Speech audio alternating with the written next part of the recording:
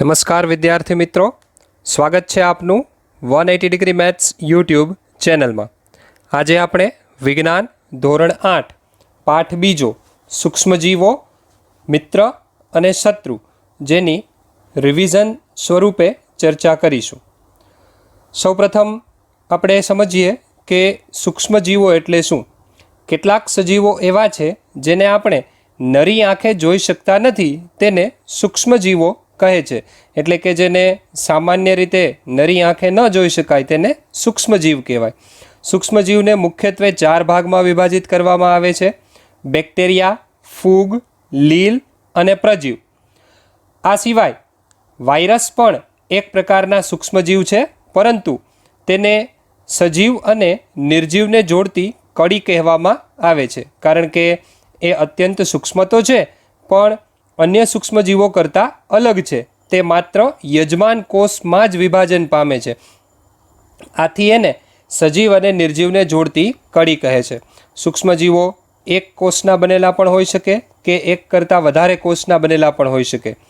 કેટલાક સૂક્ષ્મજીવો સ્વતંત્ર રૂપે જીવે છે, તો કેટલાક પરોપજીવી હોય છે। પરોપજીવી એટલે બીજા પર આધાર રાખવાવાળા, જે આપણે વનસ્પતિના પોષણમાં વાત કરેલ હતી પરોપજીવીની। અમીબા જેવા સૂક્ષ્મજીવો એકલા રહેતા હોય છે, જ્યારે ફૂગ અને બેક્ટેરિયા સમૂહમાં રહેતા હોય છે, જૂથમાં રહેતા હોય છે। સૂક્ષ્મજીવો આપણા જીવનમાં અગત્યની ભૂમિકા ભજવે છે। હવે આપણને પ્રશ્ન થાય કે આપણા જીવનમાં વળી શું ભૂમિકા ભજવે? તો કેટલાક સૂક્ષ્મજીવ આપણા માટે ફાયદાકારક છે, તો કેટલાક હાનિકારક છે, અને હાનિકારક હોય એ આપણને રોગ પણ કરી શકે। કેવા રોગ?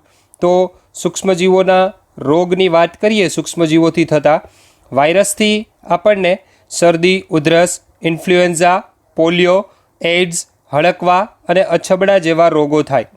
બેક્ટેરિયા દ્વારા ટાઇફોઇડ, ક્ષય, કોલેરા, ન્યુમોનિયા જેવા રોગો થાય।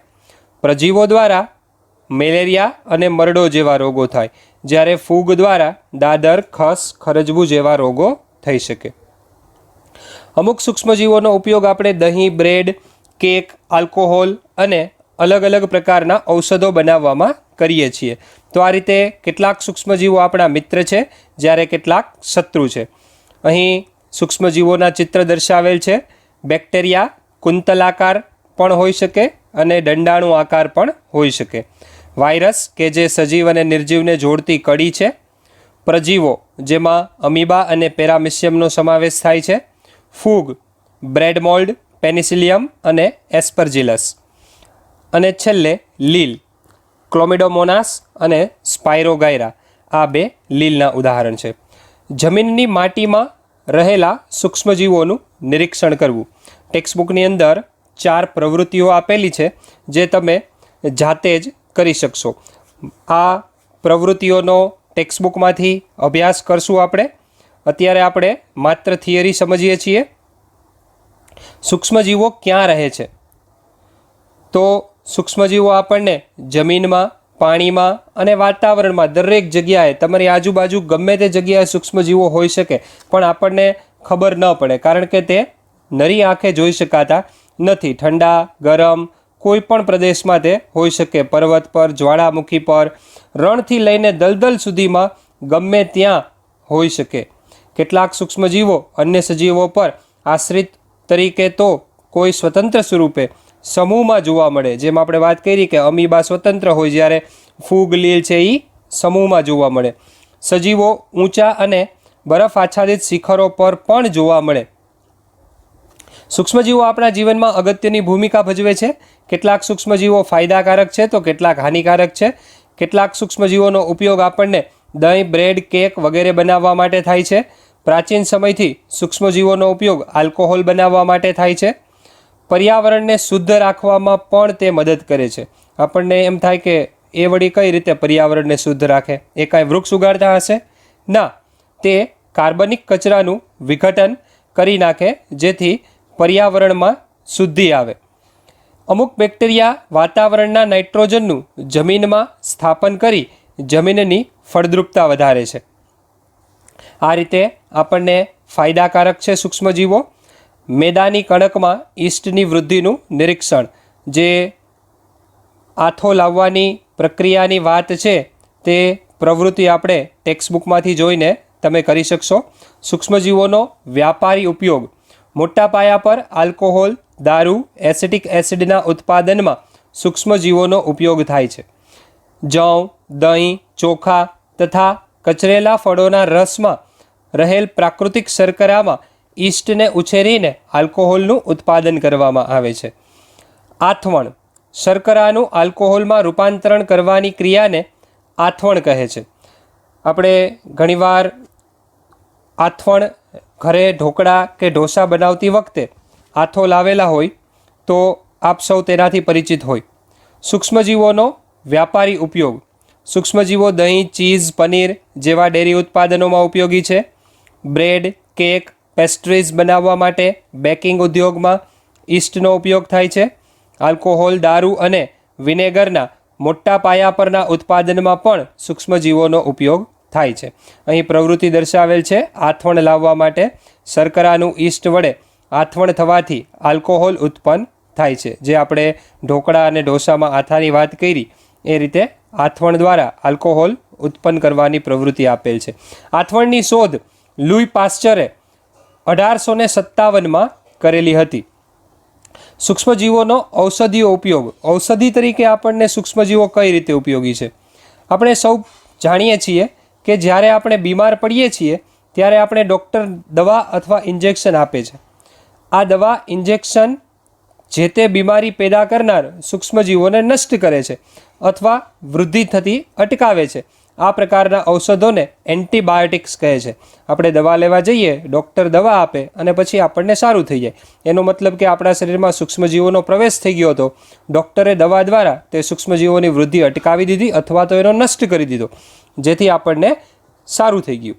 તો આ પ્રકારના ઔષધોને એન્ટીબાયોટિક્સ કહે છે. એન્ટીબાયોટિક્સ ફૂગ અને બેક્ટેરિયામાંથી બનાવવામાં આવે છે, જેવી કે સ્ટ્રેપ્ટોમાઇસિન, ટેટ્રાસાઇક્લિન, એરિથ્રોમાઇસિન વગેરે સામાન્ય ઉપયોગમાં લેવાતી એન્ટીબાયોટિક્સ છે. સૂક્ષ્મજીવોનો ઔષધીય ઉપયોગ.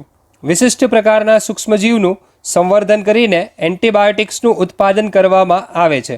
એન્ટીબાયોટિક્સ રોગકારક સૂક્ષ્મજીવોનો નાશ કરી તેમની વૃદ્ધિ થતી અટકાવે છે. આ રીતે રોગના ઉપચારમાં એન્ટીબાયોટિક્સ વપરાય છે. અહીં એલેક્ઝાન્ડર ફ્લેમિંગનું ચિત્ર દર્શાવેલ છે. તેમણે મોલ્ડના નાના નાના બીજાણુઓને તેઓ એક પ્રયોગ કરી રહ્યા હતા ત્યારે પ્લેટ પર લીલો રંગ જોયો. આ મોલ્ડ બેક્ટેરિયાની વૃદ્ધિ અટકાવે છે. જો કે આમાંના ઘણા બેક્ટેરિયાનો પણ તેણે નાશ કર્યો. આ રીતે મોલ્ડમાંથી પેનિસિલિનની શોધ કરેલી.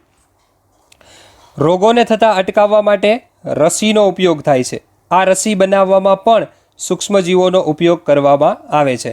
આપે રસી શબ્દ સાંભળેલો જ હોય, કારણ કે અત્યારે ભારત અને અન્ય દેશો કોરોના વાયરસની રસી બનાવવા માટે મથામણ કરી રહ્યા છે. તો આ રસી શું છે, કેવી રીતે બને છે એ આપણે સમજીએ. રસી કેવી રીતે બનાવાય છે અને તે મદદરૂપ કેવી રીતે થાય છે? જ્યારે રોગકારક સૂક્ષ્મજીવો આપણા શરીરમાં દાખલ થાય ત્યારે તેની સામે રક્ષણ આપવા આપણું શરીર એન્ટીબોડી ઉત્પન્ન કરે છે. વળી શરીર એ પણ યાદ રાખે છે કે જ્યારે ફરીથી તે સૂક્ષ્મજીવો શરીરમાં દાખલ થાય ત્યારે કેવી રીતે રક્ષણ કરવું. તમારે કોઈ સાથે ઝઘડો થઈ ગયો હોય, પછી આપણે ગુસ્સામાં એમ બોલી ગયા હોય કે હું યાદ રાખીશ, હું પછી જોઈ લઈશ તને. તો આપણું શરીર પણ કંઈક આવું જ કામ કરે છે. જ્યારે બહારથી સૂક્ષ્મજીવો રૂપી દુશ્મન આપણા શરીર પર હુમલો કરે ત્યારે સૂક્ષ્મજીવો જે શરીરમાં દાખલ થાય છે તેની સામે લડવા માટે આપણું શરીર એન્ટીબોડી ઉત્પન્ન કરે છે. એટલા માટે સૂક્ષ્મજીવો સામે લડે અને સૂક્ષ્મજીવોનો નાશ થઈ જાય તો આપણને રોગ ન થાય. આ રીતે શરીર જ્યારે ફરીથી સૂક્ષ્મજીવ શરીરમાં દાખલ થાય ત્યારે શરીરે યાદ રાખેલું હોય અને એ જ એન્ટીબોડી ઉત્પન્ન કરે. આથી જો મૃત કે નિષ્ક્રિય સૂક્ષ્મજીવોને સ્વસ્થ શરીરમાં દાખલ કરવામાં આવે તો શરીરના કોષો તેની સામે એન્ટીબોડી ઉત્પન્ન કરે છે અને આ એન્ટીબોડી હંમેશા માટે શરીરમાં રહે છે અને રોગકારક સૂક્ષ્મજીવો સામે રક્ષણ પૂરું પાડે છે. રસી આ પ્રકારે કાર્ય કરે છે. હવે વૈજ્ઞાનિકોએ એવું કર્યું કે સૂક્ષ્મજીવ આપણા શરીરમાં દાખલ થાય અને પછી આપણું શરીર એની સામે લડવા માટેનું હથિયાર એટલે કે એન્ટીબોડી તૈયાર કરે. એના બદલે મૃત સૂક્ષ્મજીવો, મરેલા સૂક્ષ્મજીવોને આપણા શરીરમાં દાખલ કરી અને શરીર પાસે પહેલેથી જ એનું એન્ટીબોડી એટલે કે હથિયાર તૈયાર કરાવી લે. એટલે ફરીથી જ્યારે સાચા સજીવ સૂક્ષ્મજીવો, આ મરેલા જે આપણે દાખલ કરેલા હતા એને બદલે સાચે જ જ્યારે સૂક્ષ્મજીવો આપણા શરીર પર હુમલો કરે ત્યારે આપણું શરીર એ હથિયાર યાદ રાખે અને એ જ હથિયારથી જે તે સૂક્ષ્મજીવ સામે લડત આપે, જેથી કરીને આપણને રોગ ન થાય. તો આ રીતે રસી કાર્ય કરે. ટ્યુબરક્યુલોસિસ, શીતળા, કમળો જેવા રોગો રસી દ્વારા અટકાવી શકાય છે. એડવર્ડ જેનરે 1798માં શીતળા માટેની રસીની શોધ કરી હતી. અત્યારે શીતળા લગભગ નાબૂદ જ થઈ ગયો છે.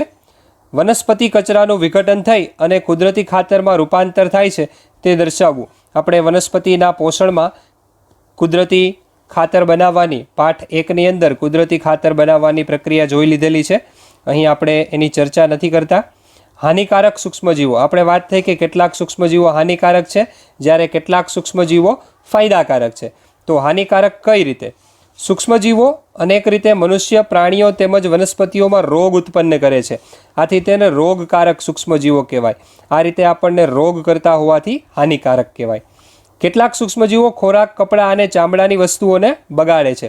મનુષ્યમાં રોગકારક સૂક્ષ્મજીવો શ્વાસમાં લેવાતી હવા, પીવાતા પાણી, ખોરાક દ્વારા શરીરમાં દાખલ થાય. સંક્રમિત વ્યક્તિ અથવા સંક્રમિત પ્રાણીના સીધા સંપર્કમાં આવવાથી તે રોગનો ફેલાવો થઈ શકે છે.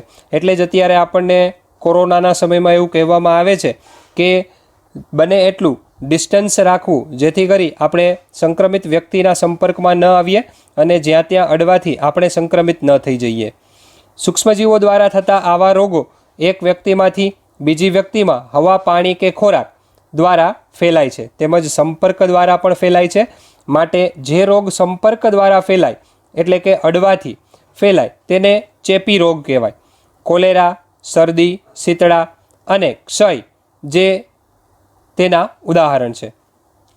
જ્યારે શરદીથી પીડાતી વ્યક્તિ છીંકે છે ત્યારે સૂક્ષ્મજીવો હજારોની સંખ્યામાં ફેલાય છે અને શ્વાસ દ્વારા અન્ય વ્યક્તિના શરીરમાં પ્રવેશે છે અને તેને શરદી પણ થાય છે. તેથી છીંકતા હોઈએ ત્યારે નાક પર રૂમાલ રાખવો જોઈએ અને શક્ય હોય ત્યાં સુધી સંક્રમિત વ્યક્તિથી યોગ્ય અંતર રાખવું જોઈએ. એટલા માટે જ આપણે અત્યારે માસ્ક બાંધીએ છીએ, પહેરીએ છીએ, જેથી કરીને કોઈ સંક્રમિત વ્યક્તિ અથવા તો આપણને પોતે સંક્રમિત હોઈએ અને જો છીંક આવે તો સૂક્ષ્મજીવો બીજાના શરીરમાં ન પ્રવેશે અને બીજાના સૂક્ષ્મજીવો આપણા શરીરમાં ન પ્રવેશે. કેટલાક કીટકો તથા પ્રાણીઓ એવા પણ છે જે સૂક્ષ્મજીવોના વાહક તરીકે કાર્ય કરે છે. જેમ હવા, પાણી અને ખોરાકથી ફેલાય એવી રીતે કેટલાક કીટકો અને પ્રાણીઓ પણ એવા છે કે જે સૂક્ષ્મજીવોને વાહક એટલે કે એક જગ્યાએથી બીજી જગ્યાએ લઈ જવાનું કાર્ય કરે. માખી તેનું ઉદાહરણ છે. માખી છે એ કચરા અને પ્રાણીના મળ પર બેસે ત્યારે રોગકારક સૂક્ષ્મજીવો તેના પર ચોંટી જાય. જ્યારે માખી ઢાંક્યા વગરના ખોરાક પર બેસે છે ત્યારે તેના શરીર પર ચોંટેલા સૂક્ષ્મજીવો આ ખોરાક ઉપર સ્થળાંતર થાય છે અને આવો દૂષિત ખોરાક લોકો ખાય ત્યારે તેને બીમારી થાય છે. એટલે જ આપણે બહારનું ખાવાનું ટાળવું જોઈએ. તેથી આપણે ખોરાકને હંમેશા ઢાંકેલો પણ રાખવો જોઈએ. ખુલ્લો ખોરાક ન ખાવો જોઈએ. માદા એનોફિલિસ મચ્છર એ બીજું ઉદાહરણ છે જે મેલેરિયા રોગ થવા માટે જવાબદાર છે. મેલેરિયા, માદા એડિસ મચ્છર ડેન્ગ્યુના વાયરસનો વાહક છે. માદા એનોફિલિસ છે એ મેલેરિયા થવા માટે જવાબદાર છે, જ્યારે માદા એડિસ મચ્છર ડેન્ગ્યુ માટે જવાબદાર છે. બધા મચ્છર પાણીમાં પ્રજનન કરે છે, તેથી આપણે ક્યાંય પાણીને જમા થયેલું ન રાખવું જોઈએ. કુલર, વાહનના ટાયરો તેમજ ફૂલદાની વગેરેમાં ક્યાંય પાણીને એકત્રિત થવા દેવું જોઈએ નહીં. આપણી આસપાસના સ્થાનોને સૂકા રાખવા જોઈએ, જેથી ત્યાં મચ્છરો પેદા થતાં રોકી શકાય. હવે જો આપણે સૂક્ષ્મજીવો કોઈપણ પ્રકારે શરીરમાં પ્રવેશી જાય તો સૂક્ષ્મજીવોથી કયા કયા રોગો થઈ શકે તેની વાત કરી લઈએ. ટ્યુબરક્યુલોસિસ કે જે બેક્ટેરિયા દ્વારા થાય છે અને હવા દ્વારા ફેલાય છે. ઓરી, અછબડા, પોલિયો જે વાયરસ દ્વારા થાય છે, હવા દ્વારા ફેલાય છે. ઓરી હવા દ્વારા ફેલાય છે જ્યારે અછબડાના વાયરસ હવા અને સંપર્ક દ્વારા ફેલાય છે. પોલિયોના વાયરસ હવા અને પાણી દ્વારા ફેલાય છે. આ ચારેય રોગમાં દર્દીને સંપૂર્ણ રીતે અન્ય વ્યક્તિથી અલગ રાખવો, વ્યક્તિગત વસ્તુઓ અન્યથી અલગ રાખવી અને યોગ્ય ઉંમરે એની રસી મુકાવેલી હોય તો ભવિષ્યમાં એ રોગ ન થાય. જેમ કે અત્યારે પોલિયો નાબૂદ થઈ ગયો છે. કોલેરા બેક્ટેરિયા દ્વારા ફેલાય છે. ટાઇફોઇડ પણ બેક્ટેરિયા દ્વારા ફેલાય છે, જે દૂષિત પાણી કે ખોરાક ખાવાથી થાય છે.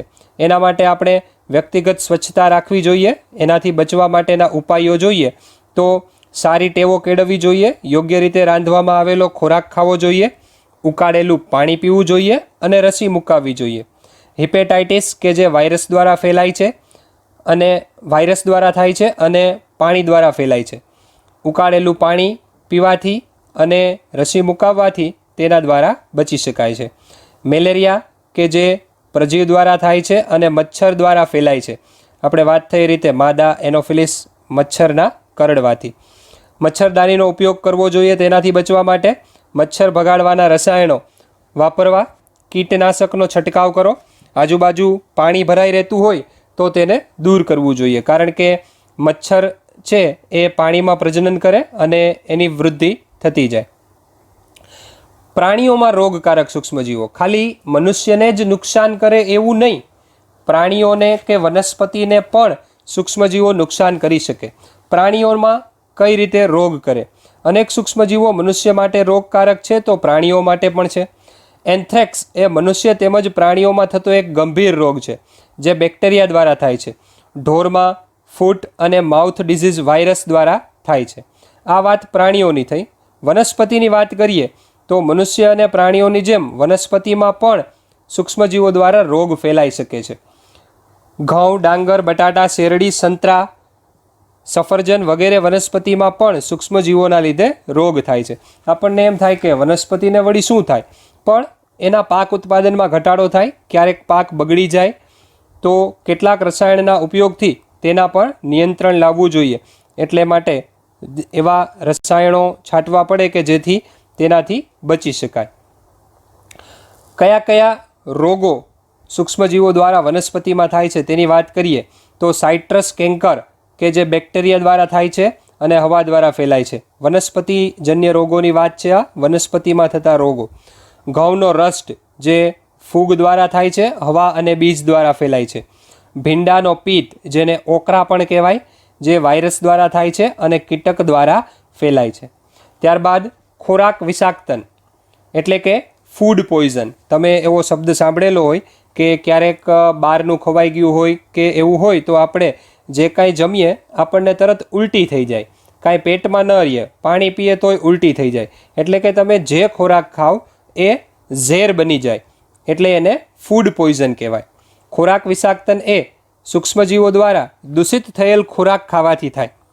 સૂક્ષ્મજીવો દ્વારા ખોરાક પર ઝેરી પદાર્થ ઉત્પન્ન થાય છે જે ખોરાકને ઝેરી બનાવી દે છે, અને આવો ખોરાક જ્યારે આપણે ખાઈએ તો આપણને આ ફૂડ પોઈઝન થઈ શકે, ક્યારેક એનાથી મૃત્યુ પણ થઈ શકે. આથી ખોરાકને દૂષિત થતો અટકાવવો જોઈએ અને ખોરાકની જાળવણી કરવી જોઈએ. હવે ખોરાકની જાળવણી કઈ રીતે કરવી તો એના માટેની વિવિધ પદ્ધતિઓ છે. પહેલી પદ્ધતિ રાસાયણિક પદ્ધતિ. ખોરાકમાં સૂક્ષ્મજીવોનું આક્રમણ અટકાવવા માટે કેટલાક રાસાયણિક પદાર્થો જેમ કે સોડિયમ બેન્ઝોએટ અને સોડિયમ મેટાબાયસલ્ફાઇટ વપરાય છે. તેઓ અથાણાને સાચવવા તથા ફળોના જામ અને રસને બગડતા અટકાવે છે. આપણે ઘણીવાર ઘરમાં ઘઉંને સાચવવા માટે બોરિક પાવડર પણ ઉપયોગ કરતા હોઈએ. આ સિવાય મીઠા દ્વારા જાળવણી. મીઠાનો ઉપયોગ કેરી, આંબળા, આંબલી, માંસ અને માછલીની જાળવણી માટે થાય છે. એટલે કે આ જે ખાદ્ય પદાર્થો છે એને લાંબા સમય સુધી જાળવી રાખવા હોય તો મીઠામાં રાખવાથી લાંબો સમય સુધી બગડતા નથી. શર્કરાની મદદથી જાળવણી. જામ, જેલી, ફળોના રસ અથવા કેટલીક મીઠાઈની જાળવણી ખાંડની ચાસણીના માધ્યમથી શર્કરા વડે કરવામાં આવે છે. તે ભેજનું પ્રમાણ ઘટાડી અને બેક્ટેરિયાની વૃદ્ધિને નિયંત્રિત કરે છે. તેલ અને વિનેગર દ્વારા જાળવણી થઈ શકે. તેલ અને વિનેગરનો ઉપયોગ કરીને અથાણાને બગડતા અટકાવી શકાય છે. આ સિવાય શાકભાજી, ફળ, માછલી તથા માંસની જાળવણી આ પદ્ધતિથી થાય છે. ત્યારબાદ ગરમી અને ઠંડીની સારવાર. કેટલીક વસ્તુઓને આપણે ગરમ કરીએ, જેમ કે દૂધને ગરમ કરીને પછી ફ્રીજમાં રાખીએ તો બગડતું નથી. ખોરાકને પણ ફ્રીજમાં મૂકી સૂક્ષ્મજીવોની વૃદ્ધિ અટકાવી શકાય. આ સિવાય સંગ્રહ અને પેકિંગ દ્વારા પણ તેને બગડતો અટકાવી શકાય. સૂકો મેવો, ફળોના રસ, મુરબ્બા તથા શાકભાજીને હવાચુસ્ત બંધ પેકેટમાં સાચવવામાં આવે છે. તો આ રીતે ખોરાકની જાળવણી કરી શકાય. પેસ્ચ્યુરાઇઝેશન, જે આપણે દૂધને ગરમ કરીને પછી ઠંડુ થવા માટે મૂકવાની વાત આવી. દૂધને 70°C તાપમાને 15થી 30 સેકન્ડ ગરમ કરી તરત ઠંડુ કરીને સંગ્રહ કરી દે છે, જેથી તેમાં સૂક્ષ્મજીવોની વૃદ્ધિ અટકી જાય છે. આ પ્રક્રિયાને પેસ્ચ્યુરાઇઝેશન કહે છે. આવા દૂધને પેસ્ચ્યુરાઇઝ્ડ દૂધ કહે છે. આ પદ્ધતિ લુઈ પાસ્ચર નામના વૈજ્ઞાનિકે શોધી હતી. એટલે કે ડેરીમાં દૂધની ઉપર પ્રક્રિયા કરવામાં આવે જેથી કરીને લાંબો સમય જળવાઈ રહે, એમાં સૂક્ષ્મજીવોની વૃદ્ધિ ન થાય. કારણ કે દૂધ આપણા સુધી પહોંચતા 2-3 દિવસ લાગતા હોય, તો જો એમાં સૂક્ષ્મજીવો થઈ જાય તો આપણને નુકસાનકારક થાય. એટલા માટે દૂધને લાંબો સમય સુધી સાચવવાની જે પ્રક્રિયા છે એના માટે પેસ્ચ્યુરાઇઝેશન ઉપયોગ પદ્ધતિ વપરાય છે. ત્યારબાદ નાઇટ્રોજનનું સ્થાપન. આપણા વાતાવરણમાં 78% નાઇટ્રોજન વાયુ છે. નાઇટ્રોજન દરેક સજીવ માટે આવશ્યક ઘટક છે. Protein, chlorophyll, nucleic acid, vitamins વગેરેમાં તે હાજર હોય છે. પ્રાણીઓ અને વનસ્પતિ વાતાવરણના નાઇટ્રોજનનો સીધો ઉપયોગ કરી શકતા નથી. ભૂમિમાં રહેલ બેક્ટેરિયા તેમજ નીલહરિત લીલ વાતાવરણના નાઇટ્રોજનનું જમીનમાં સ્થાપન કરી યોગ્ય ક્ષારોમાં રૂપાંતરિત કરે છે. ત્યારબાદ વનસ્પતિ મૂળ દ્વારા આ નાઇટ્રોજન શોષી શકે છે. એટલે કે નાઇટ્રોજનનું જમીનમાં સ્થાપન કેવી રીતે થાય તેની વાત છે. વનસ્પતિ પર આધાર રાખતા પ્રાણીઓ તેમાંથી પ્રોટીન અને નાઇટ્રોજનના અન્ય સંયોજનો મેળવી શકે છે. કેટલાક સૂક્ષ્મજીવો દ્વારા નાઇટ્રોજનનું વનસ્પતિમાં જમીનમાં સ્થાપન થાય અને પછી વનસ્પતિ ઉપર આધાર રાખતા પ્રાણીઓ તેમાંથી નાઇટ્રોજનના સંયોજન મેળવે. સિમ્બીકુળની વનસ્પતિના મૂળમાં વસવાટ કરતા રાઇઝોબિયમ નામના બેક્ટેરિયા વાતાવરણના નાઇટ્રોજનનું જમીનમાં સ્થાપન કરી શકે છે. આ એવા બેક્ટેરિયા છે રાઇઝોબિયમ કે જે હવામાંથી નાઇટ્રોજન શોષી અને જમીનમાં સ્થાપન કરી શકે છે. ક્યારેક વીજળીના ચમકારાથી પણ જમીનમાં નાઇટ્રોજનનું સ્થાપન થાય છે. વનસ્પતિ અને પ્રાણીઓના મૃત્યુ પછી ભૂમિમાં હાજર બેક્ટેરિયા અને ફૂગ નાઇટ્રોજનના ઉત્સર્ગ દ્રવ્યોને નાઇટ્રોજનના સંયોજનોમાં ફેરવે છે, જે વનસ્પતિ દ્વારા પુનઃ ઉપયોગમાં લેવાય છે. કેટલાક બેક્ટેરિયા નાઇટ્રોજનના સંયોજનને નાઇટ્રોજન વાયુમાં ફેરવે છે, જે વાતાવરણમાં ચાલ્યો જાય છે. ટૂંકમાં આપણે શરૂઆતમાં એવું કીધું કે નાઇટ્રોજનનું પ્રમાણ વાતાવરણમાં 78% છે. હવે જેમ જેમ પ્રાણીઓ દ્વારા, સૂક્ષ્મજીવો દ્વારા કે સજીવો દ્વારા નાઇટ્રોજન વપરાતો જાય તો એનું પ્રમાણ હવામાં ઘટતું નથી. શું કામ? તો કે નાઇટ્રોજનનું હવામાંથી જમીનમાં સ્થાપન થાય, એ જ નાઇટ્રોજનનું ફરી જમીનમાંથી હવામાં સ્થાપન થાય, વાતાવરણમાં ફેલાય. આ રીતે વાતાવરણમાં નાઇટ્રોજનનું પ્રમાણ જળવાઈ રહે, એટલે 78% જ રહે. એના માટે નાઇટ્રોજન ચક્ર આખું, એટલે કે વાતાવરણમાંથી જમીનમાં અને જમીનમાંથી વાતાવરણમાં, આ રીતે આખું નાઇટ્રોજન ચક્ર ચાલે છે. વાતાવરણીય નાઇટ્રોજન છે એ જમીનમાં કઈ કઈ રીતે જઈ શકે? તો કે બેક્ટેરિયા અને નીલહરિત લીલ દ્વારા વાતાવરણીય નાઇટ્રોજનનું સ્થાપન થાય. કેટલાક બેક્ટેરિયા અને નીલહરિત લીલ દ્વારા નાઇટ્રોજનનું જમીનમાં સ્થાપન થાય. સ્થાપિત નાઇટ્રોજનનું ક્ષારમાં રૂપાંતરણ થાય અને જમીનમાં નાઇટ્રોજનના સંયોજનો રહે. આ સિવાય ક્યારેક વીજળીના ચમકારા દ્વારા પણ નાઇટ્રોજનનું સ્થાપન થાય. આમ વાતાવરણમાંથી જમીનમાં નાઇટ્રોજન આવે. આ સિવાય અન્ય રીતો જોઈએ તો વનસ્પતિ દ્વારા ઉપયોગમાં લેવાય નાઇટ્રોજન. વનસ્પતિ આપણને ખ્યાલ છે કે NPK આ ખાતરના સ્વરૂપમાં આપણે નાખેલ હોય અથવા તો જમીનમાંથી વનસ્પતિ નાઇટ્રોજન મેળવે અને આ વનસ્પતિને પ્રાણીઓ ખાય. પ્રાણીઓના મૃતદેહ અને ઉત્સર્જન દ્વારા નાઇટ્રોજનનો કચરો પાછો જમીનમાં સ્થાપિત થાય. તો આ રીતે જમીનમાં આટલી રીતે નાઇટ્રોજનનું સ્થાપન થાય. અને આ જે ભૂમિમાં નાઇટ્રોજન રહેલો છે એ ફરી પાછો વાતાવરણમાં જાય કેવી રીતે? તો બેક્ટેરિયા કેટલાક એવા છે કે જે નાઇટ્રોજનયુક્ત સંયોજનમાંથી નાઇટ્રોજનને વાયુના સ્વરૂપમાં ફેરવે છે અને એ વાયુ વાતાવરણમાં જળવાઈ રહે છે.